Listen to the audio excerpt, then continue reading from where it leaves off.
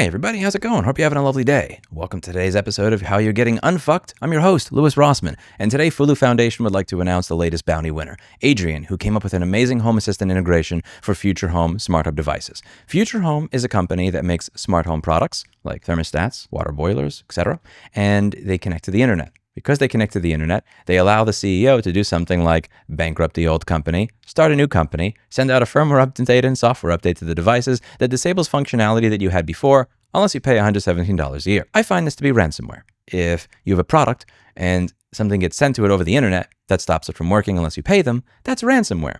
If I give you back access to what you paid for, he thinks that's illegal hacking. Futurehome CEO, this is considered illegal hacking. So a gentleman named Adrian is the one who made me aware of this. If you take a look at the history of consumerrights.wiki, he was the one to originally write an article, and we were in communication about this when he first told me about it. He has written a lovely Home Assistant integration, and he's put all the instructions for how to use his Home Assistant integration over here on GitHub. He also has a video titled, "They Locked My Futurehome Hub Behind a Paywall." So I hacked it back with Home Assistant, and he has released the solution to all of you who want to be able to use it. We've been in contact for a while as we're just putting together everything for how we're doing the bounty system. I apologize for not getting this out sooner, but there are just a bunch of things that Fulu had to get in order before we could start issuing all these bounties and talking about them. But this is great. So he has released a solution. You can see how it works. The Futurehome CEO here, in my opinion, this is my opinion, this is not the opinion of Fulu Foundation, it's the opinion of Louis Rossman, can get fucked. When you send out a ransomware update, that is not a business model. That is ransomware. That should be illegal. And if somebody decides that they are going to get around your ransomware, that should not be considered illegal hacking. So I wanted to answer a few questions that came up as a result of the past two videos I did on the bounty that we did on Echelon Bikes. There are many questions that you've all had, and I'd like to get to them. So the first one, I don't understand, this shouldn't be illegal. Why don't you, and if you think it is, why don't you have the guy go to like a library and buy a Movad VPN with crypto and then upload it to some GitHub site in Romania? Or if he can't release it, what if he made a WordPress site and it was really insecure, like a 2006 version of WordPress, and somebody else hacked into it? I appreciate what you're trying to do. You want to see people have working devices, and you are trying to solve the problem that has been put on your lap by assholes. And this is a problem that I fall into all the time. All the time. I'm constantly trying to solve problems that other people have dropped in my lap rather than reject the premise of it being a problem and put it back in their lap where it belongs. The way I see it is that's a different problem to solve. The problem that I want to solve is the fact that this is considered illegal to begin with. In any country, it should not be considered illegal. You should not have to go through a method that you would use for piracy in order to get a thermostat or an exercise bike to work. It's very similar to what people were saying with the gym cancellation videos I was doing. Gyms will require that you send them certified mail in order to cancel. And your average user usually doesn't have what's necessary to print out certified mail mailing labels in their house. They have to drive to a post office or take the bus there, which wastes 15 to 45 minutes of their day.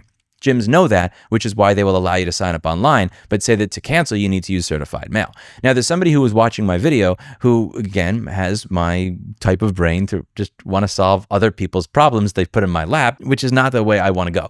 And he came up with this beautiful, lovely web application that allows anybody without registering an account to be able to print out certified mail. And it's like, I love the spirit, but no, you're accepting that this is okay. You're accepting that they're allowed to put all these hoops in front of you that you have to fucking jump through like a trapeze artist in order to be able to cancel a membership. The hoop shouldn't be there in the first place. That shit should be fucking illegal.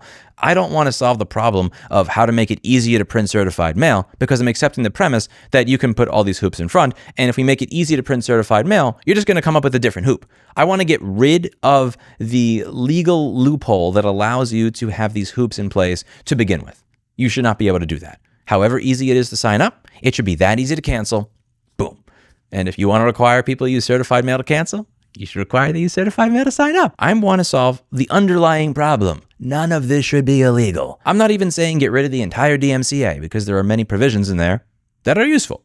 If somebody uploads an Eminem song to a forum website, I like the fact that the person who created the forum is not the one that is held accountable and responsible for that there is a takedown process so that if somebody uploads an Eminem if someone uploads Eminem without me.mp3 to my board repair forum, my board repair forum is not taken down tomorrow as a result of one of several thousand users uploading a copyrighted song. The DMCA has its uses, but it also has items like Section 1201, which are complete and utter travesties. This should not ever have any legal ambiguity, and we want to eliminate that as much as humanly possible. My goal with all of this is to raise awareness on the issue as much as humanly possible. Sometimes that's going to mean you get blue-balled and you don't see a solution. Sometimes that means that you see an awesome solution, and that's what it is. Second question I received is, Lewis, are you requiring that people not release their solutions as a condition of receiving money?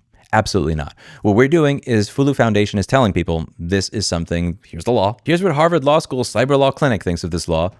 Just so you know, I have a large YouTube channel and a substantial nonprofit. For me to say I'm going to condition you receiving money on breaking a law that could end you up in prison is not a good look, especially if somebody who is in poverty decides that they're going to come up with this and then puts themselves in legal risk for money. That's just, it's not a good look if a guy with a view like this starts dangling money in front of poor people and saying, if you break the law, you get this. So we are not conditioning the release of the bounty on people releasing the solution, because I'm not looking to put people in legal risk if they are not looking to have legal risk. However, I'm also not your mommy, your daddy, the school principal, and I don't control you, nor do I seek to control you. If I were to seek to keep you from releasing solutions, then that makes me and my foundation no better than Section 1201 of the DMCA. If you wish to release your solution, I can't control you, nor am I going to try to control you. If you do not want to release your solution, you are equally as eligible for these bounties as people who do. If you release the solution, many people will now have a solution to a problem, which means they will be personally invested in our cause. If you do not release the solution, I now have a great list that I can show when I'm dealing with members of Congress saying, here are all the products installed in millions of homes across the country that could work again, that don't work again because of this stupid fucking law.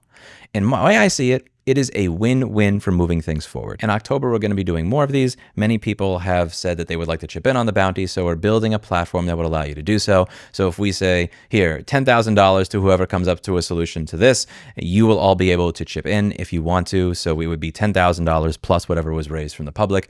To be clear, we are not conditioning receiving the bounty on the release of the solution. I just want to make that clear because a lot of people may not like that. Again, in my position, I'm not doing this thing where I say, in order to receive money from the large YouTuber with the nice balcony and view, you have to do something that could land you in federal prison for 3 to 5 years. I am not looking to get people involved in legal risk if they do not want to be involved in legal risk.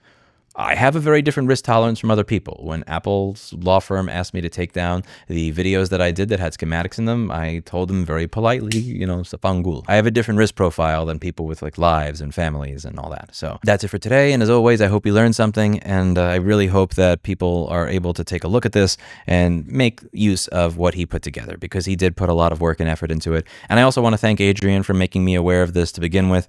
Without him talking to me about this, I would have never known that this company was doing this. So I really appreciate you writing that article on consumerrights.wiki and getting me informed in the early days, and also for creating this amazing solution for everybody. And I hope that people do appreciate what it is that you put together. And I hope that, above all, that we can get as many people on board as possible, that it should not be illegal to repair what you own. I feel like I'm being a hypocrite here because I just said that I'm not your mommy or your daddy or the principal. I'm not here to tell you what you can do.